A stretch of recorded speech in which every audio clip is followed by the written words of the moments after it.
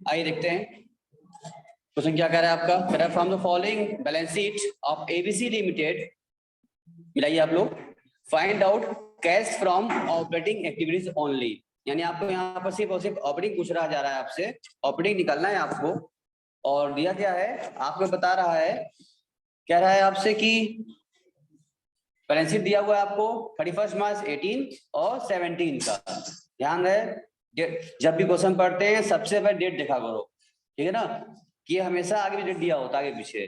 पहले 17 18 होता, कंपेयर करते हैं। यहाँ क्या दे दिया है 18 है फिर 17 है, तो हम 17 से 18 कंपेयर करेंगे हमेशा, ठीक है ना। फिर देखो बोला है आपसे शेयर होल्डर फंड दिया है किसका कैपिटल दे रखा है दोनों अमाउंट का, रिजर्व सरप्लस दे रखा है। चलो ठीक है, पीछे नोट देखेंगे अभी इसका हम लोग। लॉन्ग टर्म बोरोइंग दे रखा है, उसमें करंट लायबिलिटी है, उसमें ट्रेड पेबल दे रखा है आपको, ठीक है। एंड देन आफ्टर एसेट्स में क्या है, नॉन करंट एसेट्स है, फिक्स एसेट्स में टेंजिबल एसेट्स दिया हुआ है और इनटेंजिबल दिया हुआ है। उसमें क्या क्या होगा नीचे इन्फॉर्मेशन दिया हुआ नोट्स के तौर पर। नॉन, कोई बात नहीं छोड़ दो। नॉन करंट इन्वेस्टमेंट क्या है इसमें,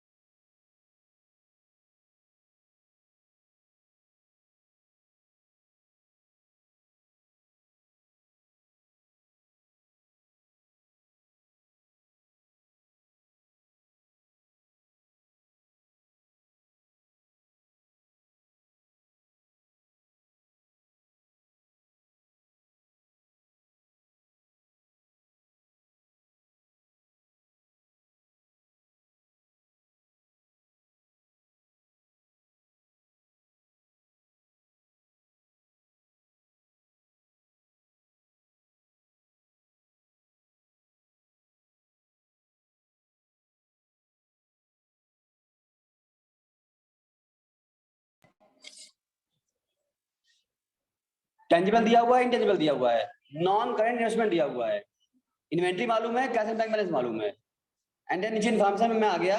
अब नीचे आप चेक करिए, सब नोट दे रखा है आपको, रिजर्व एंड सरप्लस 18 का 17 का। अब यहाँ कंपेयर कर लेंगे हम लोग। रिजर्व एंड सरप्लस देखो 17 में 9500 था और 18 में आके ये 15000 हो गया। इसका मतलब है समझ जाओ ये रिजर्व इंक्रीज हुआ कि डिक्रीज हो गया, इंक्रीज हुआ है। आप 18 से 17 नहीं जाएंगे, 17 से 18 पर हमको आना है। तो 17 से 18 पर आएंगे तो 9500 से कितना हो गया 15000 हो गया। तो ये रिजर्व पैसा कैसे बढ़ गया, क्या वजह है, कैसे बढ़ता है? ऐसी बात है इस साल भी पीएल से पैसा रिजर्व में ट्रांसफर हुआ होगा। रिजर्व कैसे बनता है, प्रॉफिट लॉस से हम लोग ट्रांसफर करते हैं। यहाँ देखो रिजर्व तुम्हारी क्वेरी के लिए हमने पूरा बनाया था यहाँ पर, तो पॉइंट इसमें आ रहा है। यहाँ ट्रांसफर हुआ होगा रिजर्व में, इसका मतलब इस साल के पीएल से वो ट्रांसफर हुआ होगा, नहीं हुआ है? हुआ है तभी बढ़ा है। इसका मतलब समझ जाएंगे जब हम पीएल पकड़ेंगे, पीएल में ट्रांसफर हो चुका है, याद रखना पीएल से पैसा ही आया है। अब प्रॉफिट लॉस बैलेंस रखा है हमारे पास। पहले क्या था 6000 लगाया ब्रैकेट मतलब लॉस, ब्रैकेट मतलब क्या हो गया लॉस है। 6000 लॉस था 17 में, लेकिन जब 18 पहुंचे तो 7000 प्रॉफिट में आ गए। व्हाट इट मींस इसका मतलब कि इतना प्रॉफिट कमाए होंगे कि 6000 लॉस पहले कवर हुआ होगा और उसके बाद फिर क्या हुआ होगा, फिर प्रॉफिट हुआ होगा। इसका मतलब कितना कमाए होंगे हम, बात समझ में आ गया ना। चलिए अब उसके बाद फिर कह रहा है नीचे आगे बढ़े हम लोग। लॉन्ग टर्म दिया है बोरिंग में, ये 21,000 था, 25,000 हो चुका है। फिलहाल ये लॉन्ग टर्म बोरिंग डिबेंचर है, तो फाइनेंसिंग एक्टिविटी का पार्ट है। यहाँ पर हमें सिर्फ ऑपरेटिंग बनाने कहा था, इसलिए यहाँ भी इसको रोक रहे हैं, ठीक है ना। ये फाइनेंसिंग का पार्ट, फाइनेंसिंग में जाएगा जो डिफरेंस आपका आ रहा है। फिर एसेट्स दे रखा है, जो एसेट्स होते हैं ये आपके इन्वेस्टिंग के पार्ट होते हैं, इन्वेस्टिंग जाना है। यहाँ क्या बोला था क्वेश्चन में भी हमसे, ओनली एंड ओनली ऑपरेटिंग कहा था, तो ऑपरेटिंग सीख लो, इसके बाद पूरा जब कराएंगे तो वो भी सिखा देंगे आपको। अब इनसे इन्फॉर्मेशन क्या रखा है, डिबेंचर इशू किया गया 31 मार्च 2018 को, और इन्वेस्टमेंट मेड किया है 31 मार्च 18 को, यानी कि at the end of the year. जो मेरा करंट ईयर है, करंट ईयर के एंड पे इशू किया गया था, ठीक है ना। अगर तुम चेक करो इन्वेस्टमेंट में, देखो यहाँ कितना था भाई, कहाँ गया, दिया नीचे दिया था rate of interest on investment 10% per annum, दिया है ना, rate of interest on investment 10% per annum. तुम चेक करो कि इन्वेस्टमेंट कहाँ तुम्हारा दिख रहा है, दिख रहा है इन्वेस्टमेंट को, कहाँ था, नॉन करेंट,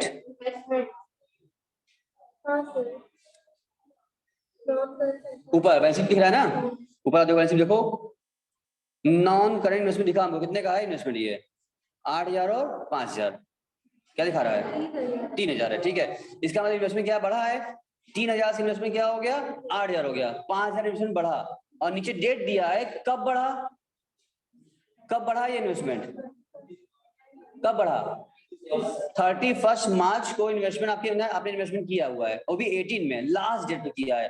तो जिस दिन आप इन्वेस्टमेंट करेंगे उसी दिन इंटरेस्ट मिल जाएगा क्या।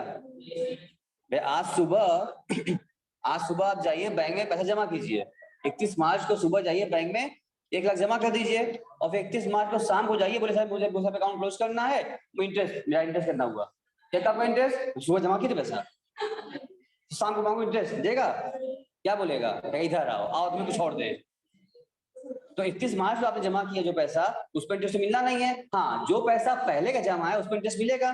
तो पहले से कितना जमा है चेक करो, पहले से कितना जमा है, 3,000 जमा पहले से, 5,000 बढ़ा था, वो 5,000 कब बढ़ा है, डेट नीचे दिया हुआ है 31 मार्च को। तो इस जो एक्स्ट्रा 5,000 बढ़ा, इस 5,000 पे इंटरेस्ट नहीं मिलेगा, मिलेगा नहीं मिलेगा, ठीक है ना, क्यों आज ही जमा किए हैं आप। अच्छा, लेकिन 3,000 जो है ये पहले का, इस पर इंटरेस्ट तो मिलेगा ना, इस पर कितना इंटरेस्ट मिलेगा, रेट दिया, कितना रेट दिया था 10% है, तो इस 10% में निकाल कितना आ जाएगा 300 जाएगा। अब ये इंटरेस्ट जो हुआ ये आपका इनकम है कि लॉस, पहले समझो, इनकम है एक्सपेंसेस, इनकम है, इन्वेस्टमेंट इंटरेस्ट मिलेगा, इनकम है। अच्छा, अब ये पहचानो ये इनकम कौन सा इनकम है, ऑपरेटिंग है कि नॉन ऑपरेटिंग है, क्या मेरा इन्वेस्टमेंट का बिजनेस होता है, तो इंटरेस्ट मिला है हमको, तो यार मेरे बिजनेस का तो है, मानते हैं इनकम है हमारी, लेकिन ये बिजनेस की इनकम नहीं है हमारी, ये ऑपरेटिंग इनकम नहीं है हमारी, ये नॉन ऑपरेटिंग इनकम मानी जाएगी इसको। क्लियर बात। अच्छा, अब आप चेक करते, डिबेंचर बारे में कहा था ना, डिबेंचर भी कहा था, देखो डिबेंचर बोला था ना, क्या बोला था, डिबेंचर बारे में कुछ कहा था, debenture were issued on 31 March 18, debenture भी किया गया है 31 मार्च को इशू किया गया था। अब तुम चेक करो, तुम्हारा लॉन्ग टर्म बोरिंग डिबेंचर था 21 से 25 हुआ है, इसका मतलब 4,000 का आपने डिबेंचर भी इशू किया है। और कब इशू किया है, अभी ना बढ़ा कब इशू किया है, अगर तुम डेट में ध्यान देते तुम कहते सर 25 21 हो गया, नहीं 21 से 25 हुआ, 4,000 रुपए का आपने क्या किया है और इन्वेस्टमेंट किया है। कब किया, कब इशू किया, डिबेंचर इशू किया 31 मार्च को, क्या 31 मार्च को इशू की हो, क्या 31 मार्च को इंटरेस्ट पे करोगे, नहीं, इंटरेस्ट किस पर पे करोगे, जो पहले से चला आ रहा है पहले कितना चला आ रहा है 21,000, इसी में इंटरेस्ट निकलेगा। बात समझ में आ गई है, तो पॉइंट टू बी नोटेड, ध्यान समझना, इंटरेस्ट जब भी निकालना होगा जो पिछला चला आ रहा है उसमें इंटरेस्ट मिलेगा, जो आज इन्वेस्ट किए हैं उस पर आज का आज इंटरेस्ट नहीं मिलेगा। हाँ, अगर ये कहे होते कि जो इन्वेस्टमेंट किए हैं ये मान लो किए होते 1 अक्टूबर को, 1 अक्टूबर किए होते तो क्या करते हम, तब तो हम अक्टूबर से मार्च का 6 महीने का इंटरेस्ट भी हम 2 बार निकालते, एक बार निकालते 21,000 रुपए पर पूरे साल भर का, और दूसरा निकालते बाकी डिफरेंस का 6 महीने था तो 6 महीने निकाल लेते इन्वेस्टमेंट पर। ऐसे अगर कोई बिफोर बीच में भी डेट दिया होता तो उस डेट से 31 मार्च तक का जो टाइम होता ड्यूरेशन, वहां तक इंटरेस्ट निकालते, लेकिन 31 मार्च को ही किए हैं, आज ही अकाउंट क्लोज करें, आज इन्वेस्ट किए हैं, तो आज इंटरेस्ट मिलेगा क्या, आज इंटरेस्ट नहीं मिलेगा, ठीक है ना। तो ये बस इतनी बात कहा था, अब आओ चलते हैं कैसे लगाना है, बस पूरे क्वेश्चन खत्म हो चुका है। आओ, तो पहले निकालना होता है हम लोगों को, हाँ पहले निकालेंगे हम लोग कैश फ्लो ऑपरेटिंग निकालना होगा। अपनी एक्टिविटी में पहले लिखेंगे हम लोग cash net profit from before tax लिखना होता है हम लोगों को, और नेट प्रॉफिट बिफोर टैक्स लिखने से पहले हम नोट भी उसको निकालना पड़ता है। हम लोग सिखाया था हमने आपको कि पहले नेट प्रॉफिट बिफोर टैक्स निकालने लिखने से पहले इसका नोट हम तैयार कर लेते हैं कि जो जो प्रॉफिट ट्रांसफर हुआ होगा, जो जो इसको बोलते हैं भाई below line item. This is your, इसको अभी देखना, अभी अच्छी लैंग्वेज अभी आएगी, इसको बोलते हैं below line item in the PL statement of PL. जो भी एप्रोक आइटम होते हैं सारे एप्रोप्रिएशन आइटम बोलते हैं हम लोग बिलो लाइन आइटम है, ठीक है ना, ये उस लाइन वाले होते हैं। तो जो जो बिलो लाइन वाले होंगे यही बिलो लाइन वाले को एडजस्ट करेंगे नोट में, ताकि कहां पहुंच जाए, हम यहां पहुंच जाए, और यहां पहुंचने के बाद फिर नॉन कैश नॉन ऑपरेटिंग चालू हो जाएगा हमारा। This is below line item. इसको एडजस्ट करने के लिए एमपी पहुंचना है हमको पहले। तो देखिए नोट बनाया होगा, पहले पहले नोट बनाइए आप लिखिए उसमें क्या net profit before tax question में दिया हुआ था, नहीं दिया था आप लोगों को। कैसे लिखे 13,000, अभी सिखाया था हमने आप लोगों को। 6,000 रुपए आपका लॉस दिया हुआ था, जब डिफरेंस निकाला इस बार डिफरेंस कुछ और आ रहा था, तो लॉस जो फिगर थी आपकी, तो आपने कहा ना सर कि 13,000 कमाए होंगे हम, इस बार कितना हो गया था। पहले तो यहाँ देखो, यहाँ फिर चेक कर लो एक बार फिर चेक कर लो क्वेश्चन में। देखो यहाँ कहा था आपसे कि 6,000 रुपए आपका लॉस था, देखो इस पर 6 लॉस था, और इस साल क्या हो गया, 7,000 प्रॉफिट में आप आ गए। इसका मतलब कैसे प्रॉफिट आ गया, जब प्रॉफिट इतना आप कमाए होंगे कि पहले लॉस कवर हुआ होगा, उसके बाद में कमाए होंगे, तो 6,000 प्रॉफिट वो कमाए और 7,000 कमाए, तो इस साल को कितना कमाए होंगे ड्यूरिंग द ईयर, 13,000 कमाए होंगे। किसी को दिक्कत नहीं ना है तो 13,000 पकड़ लो। यहाँ पर ले लिया हमने, नेट प्रॉफिट बिफोर टैक्स लिख दिया हमने, यहाँ पर 13,000 रुपए लिखा पहले। अब 13,000 लिखने के बाद फिर अब देखो जो हमें ट्रांसफर किया रिजर्व में, कितना डिफरेंस चेक करो, कितना अमाउंट था ट्रांसफर कितना अमाउंट था, 5,500 का डिफरेंस तुम्हारा आ रहा था।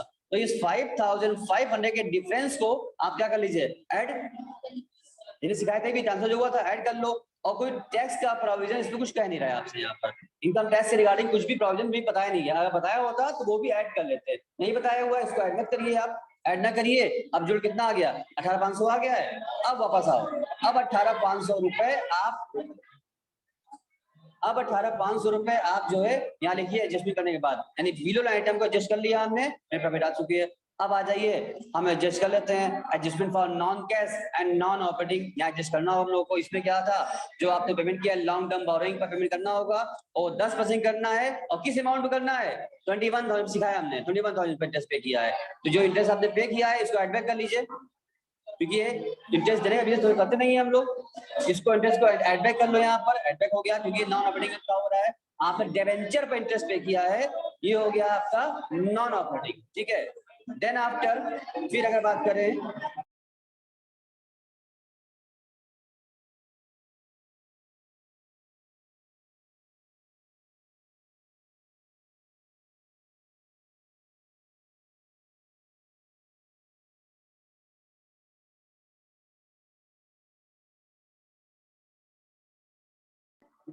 देखिए इसको आपने ऐड कर लिया, पेमेंट कर किया था, उसके बाद डेप्रिसिएशन दिया हुआ है आपका, दोनों कंपेयर कर लो। इस साल कितना चार्ज किया डेप्रिसिएशन आपने, वो नॉन कैश होता है, उसको भी ऐड बैक कर लीजिए आप। गुडविल कंपेयर करिए, दोनों का दिया हुआ क्वेश्चन में आपका, जो इस बार जो कम हो गया, सब कैसे कम हो गया, आप राइट ऑफ किया होगा। गुडविल रिटर्न ऑफ भी क्या होता है आपका, एक तरीके से नॉन कैश आइटम होता है। जो डिफरेंस जो आपका आ रहा है वो भी क्या है, 2,000 आप राइट ऑफ किया होगा, इसलिए उसको ऐड बैक करिए आप। क्यों ऐड कर लिया आप, नॉन कैश और नॉन ऑपरेटिंग दोनों हटाना होगा हमको, ऐड कर लिया, बाहर निकाल दो, बाहर निकाल जोड़ दिया, 26,600 आया। उसमें से अब आपको क्या करना होगा, इनकम, मुझे इन्वेस्टमेंट बताए था ना हमारा, इन्वेस्टमेंट नहीं हुई थी हमारी, जो आप निकाल लीजिए कितना अमाउंट था इन्वेस्टमेंट का, बिगनिंग वाला, उसका 10% कितना हुआ, 300 रुपए होता है। इंडिंग का नहीं, सिर्फ बिगनिंग वाला है, क्योंकि इंडिंग में उसी दिन इन्वेस्ट किए थे लोग, इसलिए 300 उसका इंटरेस्ट निकाल दिया, घटा दो। अब जो वैल्यू हमारी आई क्या आई, या क्या आई, operating profit before working capital changes, ये क्या आई है, बिफोर वर्किंग कैपिटल आ चुकी है। और ये इनकम आने के बाद तो आपको पता ही है, हमने आपके वाले आपके सामने लिखा हुआ है, आप उसमें वर्किंग कैपिटल चेंज कर लीजिए। यानी ऐड क्या करते हैं, हमने सिखाया था आपको ना, ये इसका फॉर्मेट ना यूज करके आप मेरा फॉर्मेट यूज कर लीजिए। आप लिखिए add increase in current liability and decrease in current assets, less भी क्या कर लीजिए, current liability and increase in current assets, less डाल दीजिए आप। अब इसको ऐड टेस्ट करेंगे तो फाइनली क्या मिल जाएगा आप लोगों को, net cash flow from operating आ चुका है, और टैक्स पेड क्वेश्चन में नहीं दिया हुआ है। अगर टैक्स पेड दिया होता तो यहाँ पर टैक्स पेड लेस करते, टैक्स का प्रोविजन ऊपर ही ऐड करते हैं वर्किंग नोट में बिफोर टैक्स पाने के लिए, ठीक है ना, लेकिन पेड वाला अमाउंट यहाँ लेस करते हैं नीचे। फिर रिपीट कर रहे हैं, टैक्स का प्रोविजन ऊपर ऐड करेंगे नोट 1 में, और टैक्स पेड नीचे आगे लेस किया जाता है, दोनों अमाउंट अलग होता है, ठीक है ना, निकालना पड़ता है उसका, कभी सिखाना है हमको, या बताया था आपको ना, रिपीट कर देंगे हम। यहाँ टैक्स पेड दिया होता तो आप इसे लेस कर लीजिए, ठीक है ना, तब उसके बाद फाइनल आता, यहाँ टैक्स नहीं दिया हुआ है, लेस नहीं करेंगे, जो आपका आया वो क्या आया ये क्या आया आपका, आ गया net cash flow from operating activity, आपका आंसर आ चुका है। आई थिंक मेरी बात ये आपको समझ में आ गई होगी, कोई दिक्कत में नहीं हुआ होगा, ठीक है ना, ऑपरेटिंग क्लियर हो गया आपका, चलिए ठीक है।